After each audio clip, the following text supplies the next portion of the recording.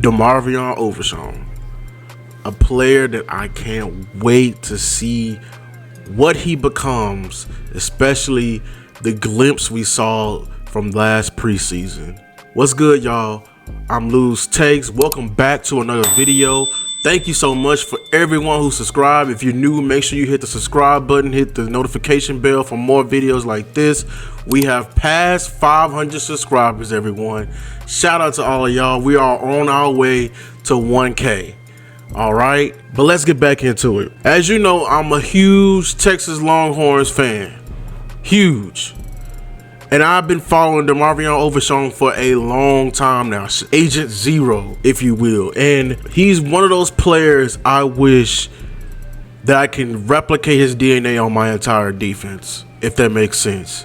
He has a swarm hive mentality, which I love, which means he has high pursuit.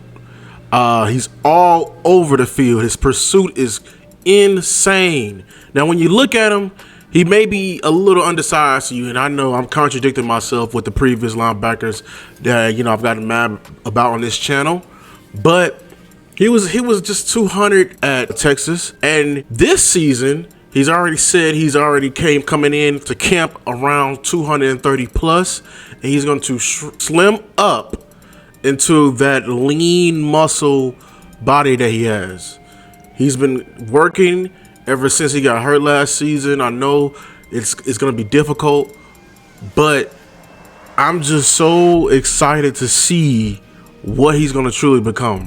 When I watch him, first of all, listen to what he said when describing Zimmer. I like Zim because not only do he coach us and teach us, but he actually teach us football, and you feel it and you get a good grasp of everything going on with the defense. And when you know what the safeties and what the D-line doing in front of you, then it's easy to click with everybody. So I tell people all the time, I'm excited to play for him. I've seen who he's coached, the defenses he's been a part of, and they all have been special. So when you get to play for a guy like this, you want to take everything that he say and write it down, make a mental note of it, because he's not telling you anything that's not going to make you a great player in this league. Did you hear that? He said Zimmer is actually teaching him the game. Now, I know this may be a shade towards previous D coordinators that we had in the past, Dan Quinn being the obvious one, but I just didn't like how his scheme fit. Did he even feature the linebackers in his scheme, or was he mainly going for protect the pass and rush the passer?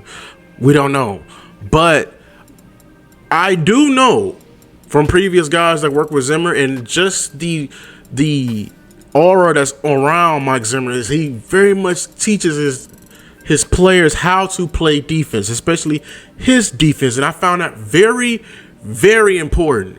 I once played football, of course, and pretty much anybody else who's played the game will agree with this when I say that knowing why, understanding the playbook and understanding why a play is being called in certain situations can greatly help you grasp the entire playbook and just the mindset of your coach and your coordinator and what he's trying to do. What I mean by that, if you understand Zim's philosophy and you understand how teams play and how we're gonna replicate their weaknesses and what Zim may call, if you are that in tune, that's a recipe for a great showing. That means you're gonna be doing less thinking and more flying around and having fun on the field. And that's the whole name of the game, beating your guy to the spot. But when the less time I get from you thinking, it's just either reading and reacting, then you're flying and you're making plays. And I feel like that's when Overshown plays at his best. And I gotta marvel the kid because he's so brilliant when he said this on how if you watch his film, he's flying all over the place. That means he's in tune with the scheme around him, and he's just going to make a play. What I watch from him, He's a hybrid linebacker, of course, so he has some skills that he can translate into coverage. He's I love, like, I'm gonna reiterate again. I love his pursuit. I love his pursuit. As a person who watches the game, and when you see, on a tackle or on a play, how the defenders be like, oh, so many white shirts around there, so many blue shirts around there. That pursuit, that swarm. I love that from a defense. And shout out to everyone who played defense, and you understand the struggle on the emphasis that is put in when to being around the ball, having a nose for the football.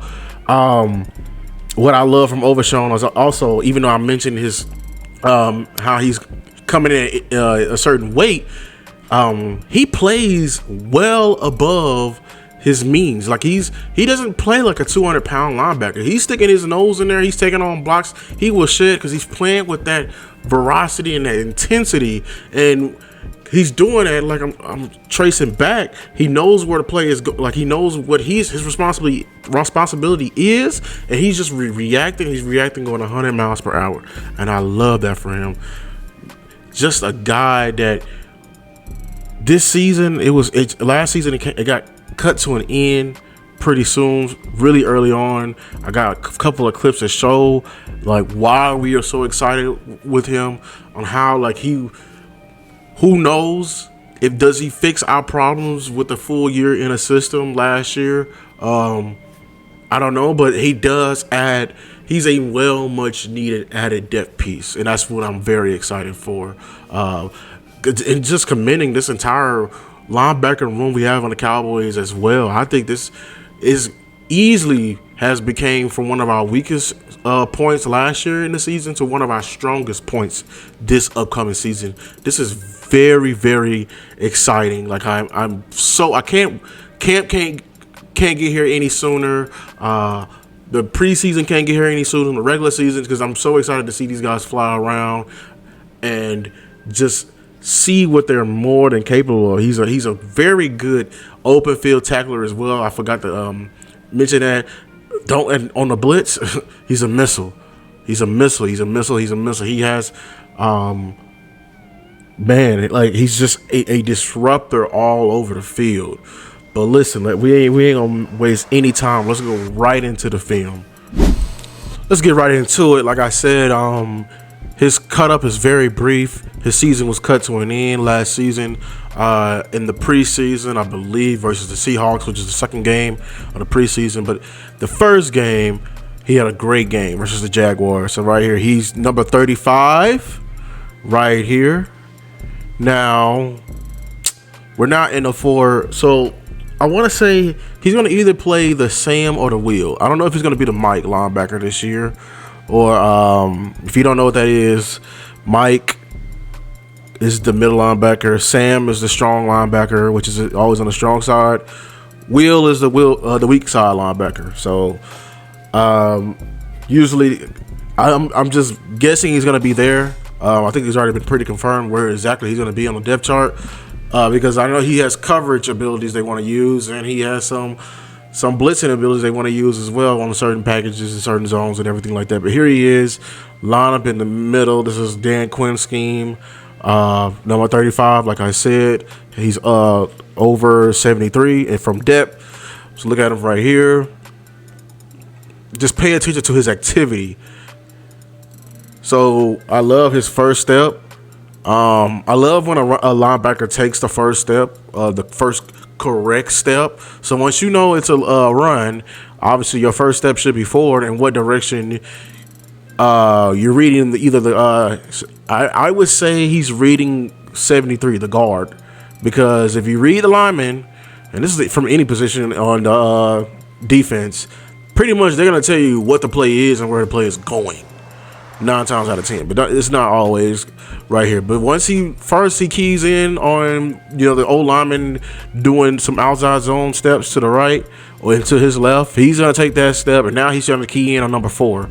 And I love, like I said, he's just 200 pounds, but look how he sticks his nose in here. You know what I'm saying? Like, he's gonna play above his means. Like, I appreciate stuff like that. Of course, Marquise Bell on the tackle. Here's another one. Here's again. I think they're running some kind of counter action, power GT action. And you know what? He's fighting through the traffic. Boom, meets, and this is a great hit on number 4 from the Jaguars. He stood him up, met him in there, but we gotta show that again, because the way he stays flat, he understands that the low line is blocking down to form some kind of power counter action. Really, it's a power, so it's going downhill. He doesn't get blocked by that tight end. 88 chops through and meets 4 in a hole, and he doesn't let him get any extra yards. Man, that's a great linebacking play right there. I'm telling you, he's everywhere. We restart it.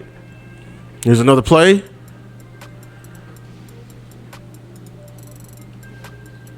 Show it again. Here he is right there on 79. He's fighting off the block, and he doesn't allow any more yardage right there. So let's. All right, that's the Jaguars game. That's all I got, because obviously in about the second half, that's when we start bringing in the other groups.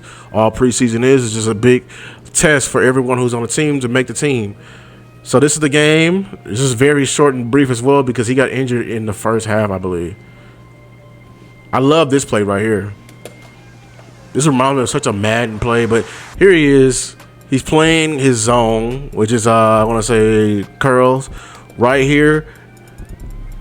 Now he's 35 right here at the left side of the screen. Now watch. He feels someone coming to his zone. Right. Look at this right here. And then immediately, once he see like Geno is just not looking his way, and because Geno's damn near like staring down one entire side, he immediately starts to make his break towards the other side. Boom, and trying to get a hit on the tight end. I like that, because he's being in 2 places at once, and look how fast he covers his ground. You know what I'm saying? Like, very impressive. Here he is again, 35. Staying flat, getting his nose in there and getting there to make the tackle.